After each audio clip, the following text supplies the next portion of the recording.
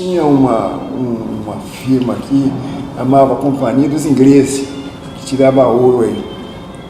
Eu vi que esse pessoal chegando à tarde com aquela sacolinha pendurada de lado aqui assim, com um saco de mauá na beira assim, pendurado.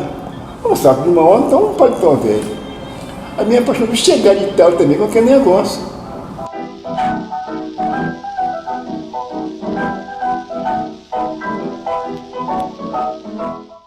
Junho de 42 não era Vale, era uma espécie de uma companhia de engenharia que eu não me lembro no momento, mas a Vale, a partir de 42 que foi fundada. Nós notamos que às vezes que era companhia porque chamaram a gente para a gente tirar retrato. Até tirar um retrato do campo mesmo, aquela coisa toda, e poder passar para a Vale. Ainda não explorava a mina, mas se explorava o minério de rolamento. Eu trabalhava quebrando minério. Furava de martelo, aquela coisa toda, detonava, e nós ia quebrando aquelas pedras, pedaços grandes assim, aquela coisa toda na marreta. Aí teve muitos jeitos de carregar o minério. Quando era na galeota, tinha carroça, tinha uns burros também que puxavam o minério para fazer limpeza, as carrocinhas. Botava o minério num balaio, jogava em cima de um caminhão de carroceria de madeira. Gastava um punhado de caçambara para encher um caminhão, gastava quase mais de umas 30 caçambara para encher um caminhão de 8 toneladas, porque a caçambara era pequena. Que a estrada de ferro só vinha até Nova Era, não chegava em Itabira. Ela chegou em Itabira em 44.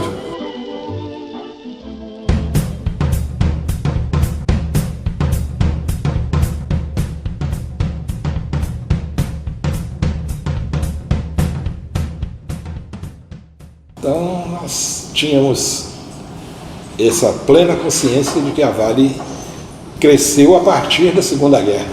O alemão estava tomando conta do mundo, a Europa quase toda já era uma conquista dos alemães.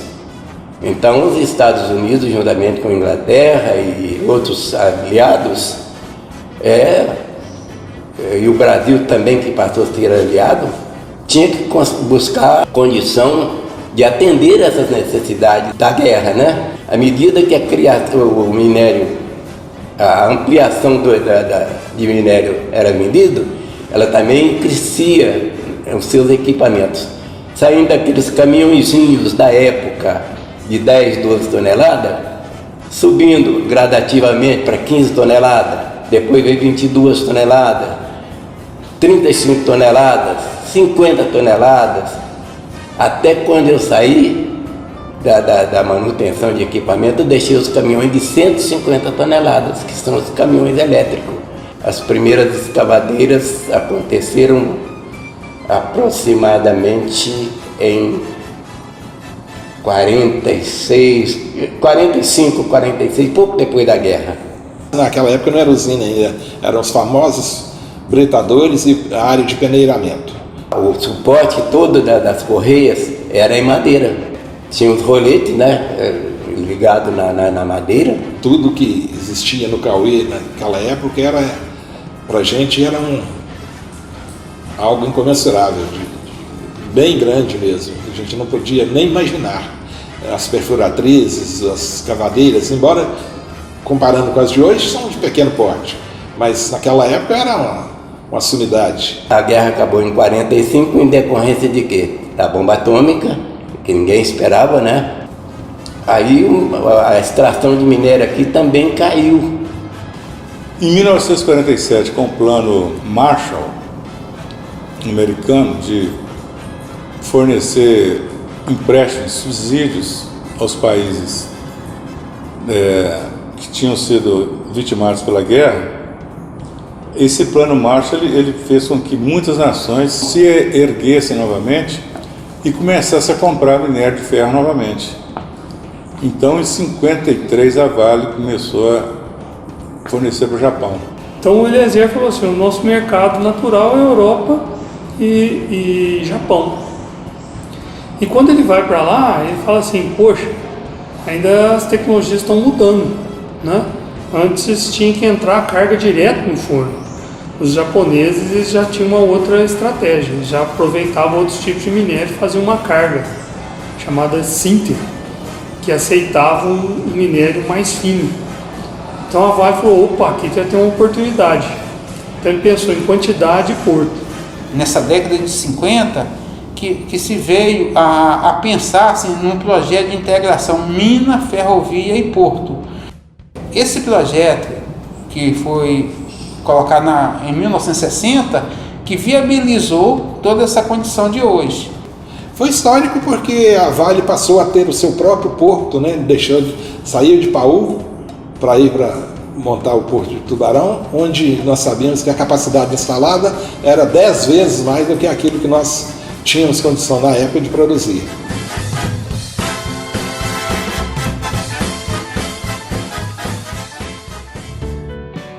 Em 1970, houve a segunda expansão da Vale. Montou-se usinas de beneficiamento a úmido, porque o minério rico, muito rico, já estava exaurindo. Quando foi construída a usina Cauê, foi a primeira concentração via úmido do Brasil. E estudamos os diversos métodos que já tinham sido estudados.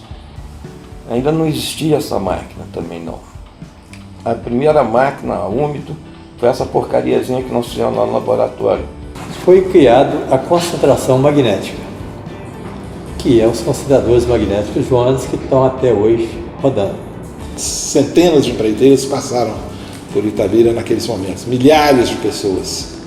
A Vale nunca distraiu desse crescimento. E não é só na expansão da riqueza, mas na expansão também de outras áreas que ajudava a Vale, que compunha a condição da Vale ter esse crescimento, né?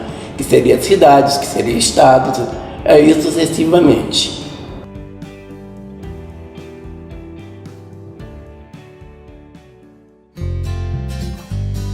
Primeiro foi sentir um frio, né, na barriga, falando, você vai fazer parte da equipe de partida da planta. Né? Eu não sabia nem como, às vezes, entrar dentro da planta, mas mesmo assim designado para ajudar no startup da planta. Então nós precisávamos aprender a rodar as usinas, né? Então tinha alguns alemães que ficaram aqui para nos ensinar a rodar as usinas. Nós tínhamos muita dificuldade com o idioma, né?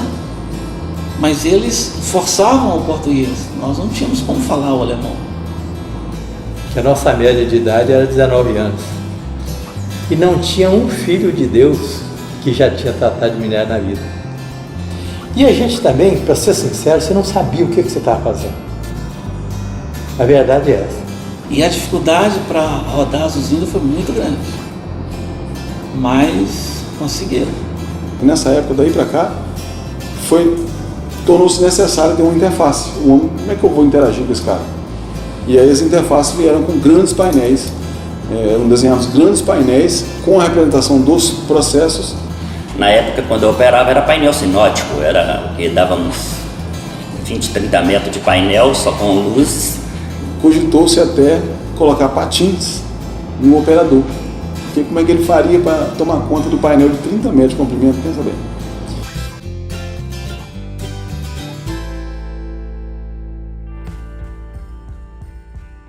O evento da inauguração foi o seguinte, eu nunca vi um aparato policial tão grande, que foi na era militar, né? Que infelizmente eu subi com o homem no elevador da usina, sob a mira de metralhadora, né? Lógico. Em 72, certo? Mas fizemos, a usina ficou bonita, linda, maravilhosa. Né? O pessoal até passaram óleo nos cilindros de bombas, o equipamento era todo verde, né? Todo o equipamento era verde. Então eles passaram, deixaram tudo limpinho, o homem subiu com aquela panca dele, foi na sala de controle, apertou o botãozinho lá e virou as costas, foi embora. Até a hora que abriram, que inauguraram, né, apertaram o botão, onde que saiu o Roper que nem um doido, caiu dentro do silo, mas ninguém prestou atenção nisso, acharam que foi formidável aquela inauguração, fez um barulhão desgraçado, e todo mundo, palmas, formidável e tal. Meu cabelo ficou em pé, falei, foi coisa que caiu aí dentro. A saída de um processo rudimentar, né, vamos dizer assim, para um momento grandioso em termos de tecnologia. Tudo na Vale mudou a partir da usina.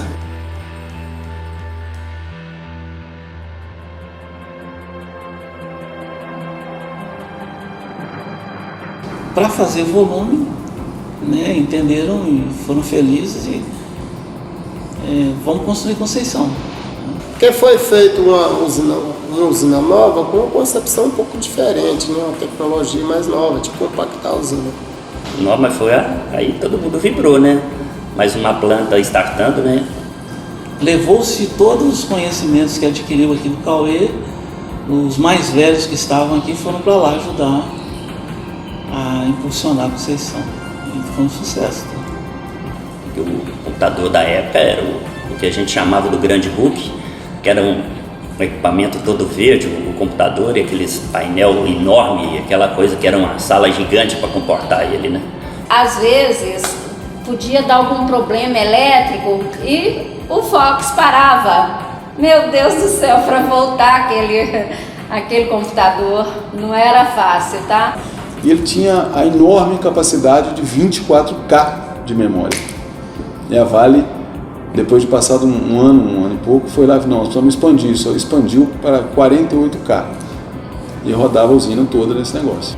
Hoje você vai fazer qualquer coisa, você tem o clica, arrasta, cola, e naquela época não tinha. Eu lembro muito bem que a gente tinha a nossa tela mapeada com quadrinhos, os pixels, era mapeado numa folha assim. Então, com as numerações assim, aí a gente desenhava primeiro o que a gente queria, para depois passar aquilo para a linguagem de programação.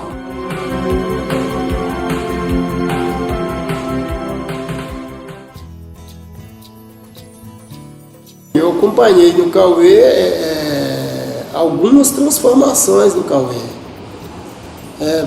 Projetos internos para melhoria da qualidade do produto.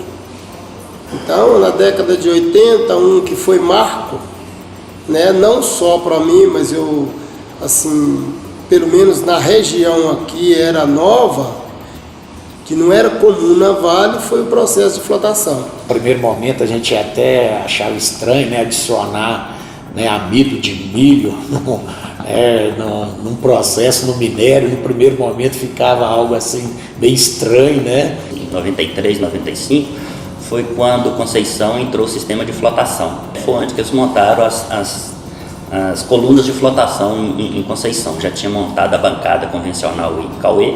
Pra gente foi um couro danado. Todo mundo apanhou, mas apanhou demais, é demais mesmo. Aí depois, em 93, que chegou o terminal, o sistema operacional foi pro micro, né? Que aí os recursos foi muito melhor, né? As informações, aí você tinha informação de tudo que estava acontecendo com os equipamentos, né? E aí depois que trocou novamente a sala de controle, aí veio um sistema mais novo ainda, mais sofisticado, e com mais informações, muito mais fácil de se operar.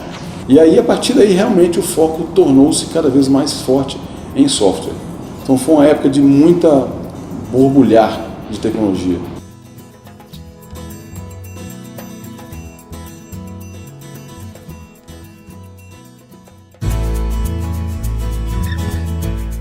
Já nos anos 80 eles começaram a ser separados. Ele era um ministério de Minas, mas ele já não era mais jogado fora de qualquer maneira. Ele era colocado separadamente em pilhas de estéreo, mas estéreo e tabelito duro. E era não vou dizer que era um trabalho, era uma luta para a gente convencer o pessoal da operação de mina a separar esse material. Eu achava que essa tecnologia de aproveitamento do minério não ia chegar até nós, porque nós tínhamos um minério bem rico e é a realidade hoje. Hoje estamos aí beneficiando o tabelito estéreo.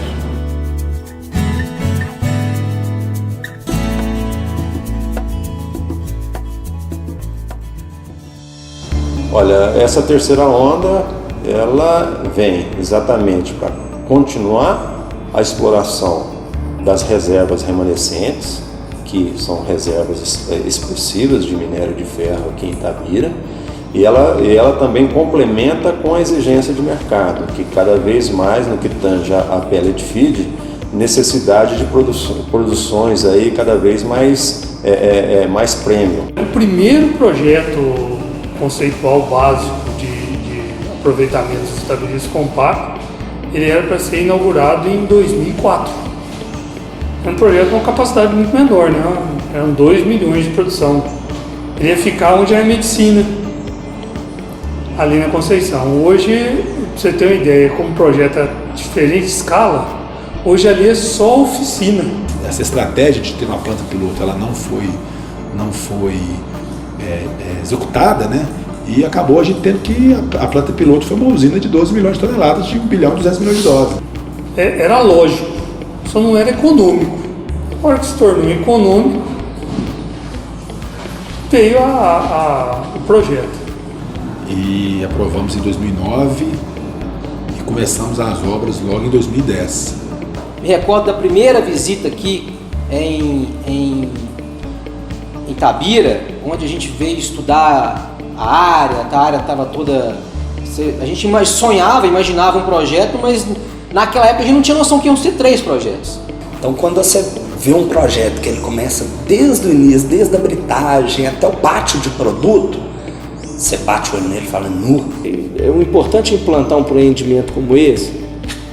Lógico que é importante o resultado, mas a preocupação do como nós vamos implantar um empreendimento. Isso sempre foi muito forte. Porque a engrenagem ela tem que andar com todo mundo em perfeita harmonia. Foi fundamental para a gente, e é fator de sucesso, a nossa interação com a cooperação e a nossa interação como empresa com a comunidade.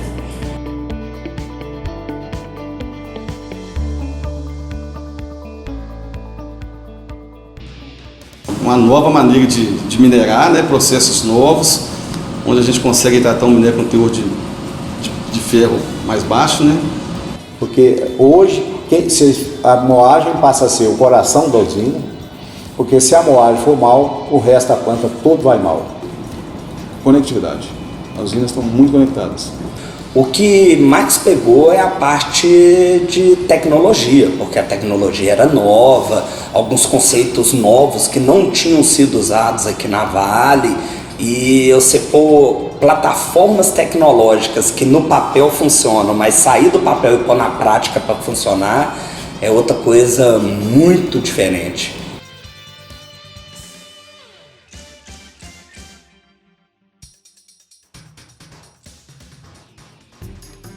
A gente aprovou o segundo projeto e logo em seguida, em 2012, a gente aprovou o terceiro projeto, que é o projeto Cauê. Então, acho que o desafio das adequações de Conceição e adequação de Cauê foram muito maiores, porque demandava, né, implantando um projeto do lado de um outro que estava em operação e não poderia impactar no processo produtivo. A gente se deparou com um espaço mais restrito, mais reduzido, a planta tinha que ser, vou falar assim, bem apertada, e parte novo operando com coisa velha, com usinas da década de 70 e década de 80. O desafio é a questão do trabalho com segurança, né? As interferências são muitas, né? Pessoas habituadas ao ambiente, outras pela primeira vez adentro na área aí. Nós temos picos aqui de 8 mil, 9 mil pessoas, né? Eu costumo brincar que isso aí é igual você reformar sua casa morando dentro dela. A única certeza que a gente tinha era que a gente escavasse alguma coisa estava lá embaixo. Se não tivesse uma coisa por baixo, que era o anormal. O normal seria ter alguma coisa embaixo.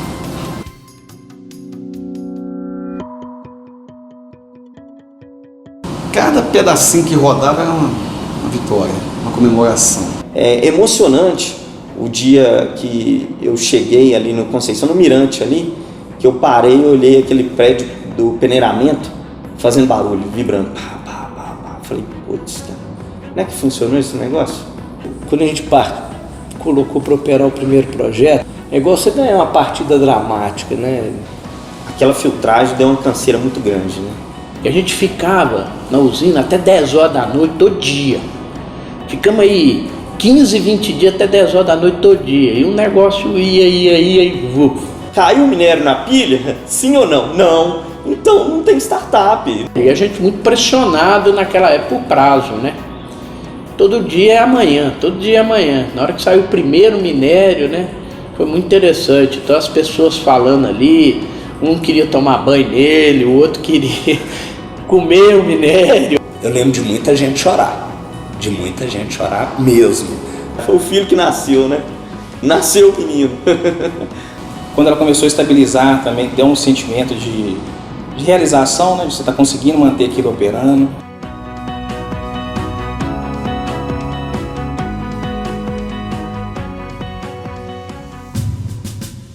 Quando a gente parte para fazer adequações, como o caso de adequação Conceição e adequação Cauê, esse desafio ainda é maior. Porque você tem uma usina de tratamento produzindo, ao mesmo tempo você está montando vários anexos em torno dessa usina que está em produção, depois você tem as interligações, depois você tem o trabalho de fazer esse sincronismo, né? Tentar sintonizar as duas partes, a antiga com a nova. E o que estava desenhado para Conceição e para Cauê era que ia chegar um determinado momento que você parava a usina 45 dias, interligava ela toda e daí para frente só operava ela nova.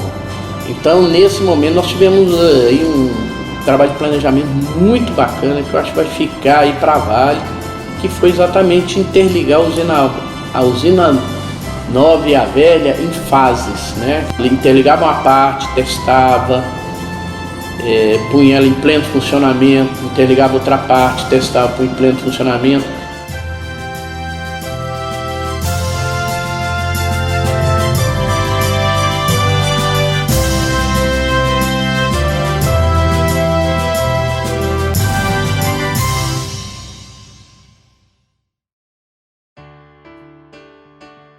Então acho que a primeira importância desse projeto realmente é a continuidade de operação sustentável aqui em Itabira. É uma sobrevida que ela vem com aumento de capacidade e com aumento de qualidade do produto, uma retomada brutal da qualidade do produto. E hoje você vê, pegar o minério de baixo teor de ferro, transformar ele em um dos melhores pelletifícios do mundo, ainda os clientes querendo esse produto, elogiando, né, e mostrando que ele tem um alto valor agregado, é gratificante demais. Os 3 projetos de Itabira é um novo fôlego para a cidade, para a mineração e para o meio ambiente também. Nós já estamos trabalhando em áreas já impactadas. Então, quando começou o Sinterfeed, Itabira foi o primeiro a correr com o Sinterfeed, né? Quando começou o pellet feed, Itabira foi o primeiro a correr com o pellet feed. Quando começou o pellet feed de redução direta, Itabira foi o primeiro a correr com... Então, assim, sempre aqui estava, apesar de ser a mais velhinha, é a de maior vanguarda. Coisa maluca, né? Velho tatuado, né? Foi desafiador, né? Mas a equipe toda, ela estava muito motivada. Se você tivesse por simplesmente dinheiro e tecnologia, sem as pessoas você não chegaria a lugar nenhum. O diferencial dessa obra é a força de vontade da equipe em querer fazer acontecer. Assim, o que eu tenho mais orgulho é isso, de ter feito parte dessa história, com essa equipe. Foram várias gerações que passaram por aqui e várias passarão ainda trabalhando na Vale. A gente ficava lá no alto da igrejinha ali do Campestre, olhando para mim e falando assim, um dia estarei ali. E um dia nós chegamos lá. Meu pai, ele entrou na Vale, né, em 1958, nós chegamos a trabalhar junto, né. Meu avô foi responsável pelos almoxerifados aqui do Cauê. Literalmente adequei a usina que meu pai ajudou a construir. Estou sendo um dos privilegiados porque vou startar a mesma usina 2 vezes, né, uns 40 e poucos anos depois, né. Meu avô tirou o minério catado no chão, né, na superfície. Depois meu pai já veio trabalhando, na época dele aí já eram os itabiritos friários.